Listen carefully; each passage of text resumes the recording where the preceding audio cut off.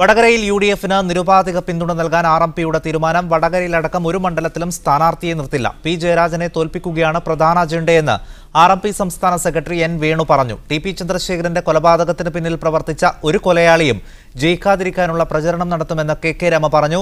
RMP യുഡിഎഫിന്റെ B ടീമാണെന്നായിരുന്നു CPM സംസ്ഥാന secretary Kodiyeri ബാലകൃഷ്ണന്റെ പ്രതികരണം.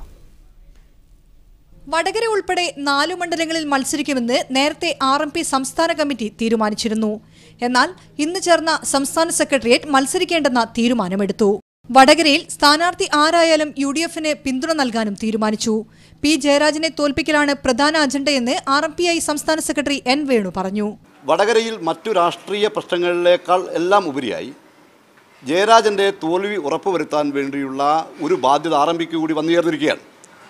അതുകൊണ്ട് വടകരയിൽ ഞങ്ങളുടെ സ്ഥാനാർത്ഥിത്വം പിൻവലിച്ചുകൊണ്ട് വടകരയിൽ ജയരാജന്റെ തോൽവി ഉറപ്പുവരുത്താൻ യുഡിഎഫിന്റെ സ്ഥാനാർത്ഥിക്ക് വോട്ട് ചെയ്യാനും ടി.പി. ചന്ദ്രശേഖരൻ വധം ഉൾപ്പെടെയുള്ള കേസുകളിൽ ഉൾപ്പെട്ടിട്ടുള്ള പി ജയരാജൻ ജയിക്കാതിരിക്കാനുള്ള പ്രവർത്തനമാകും ആർഎംപി നടത്തുക എന്ന് കെ രമ പറഞ്ഞു. ചന്ദ്രശേഖരനെ കൊലപാതകത്തിൽ ഉൾപ്പെടെ ബന്ധപ്പെട്ട ആളാണ് വടകരയിൽ സ്ഥാനാർത്ഥി. അതുകൊണ്ട് അതിനാണ് പ്രാധാന്യം. വടകരയിൽ ഒരു കൊലയാളി ജയിച്ചു പോകുന്ന ഒരു സാഹചര്യം ഉണ്ടാവരുത്.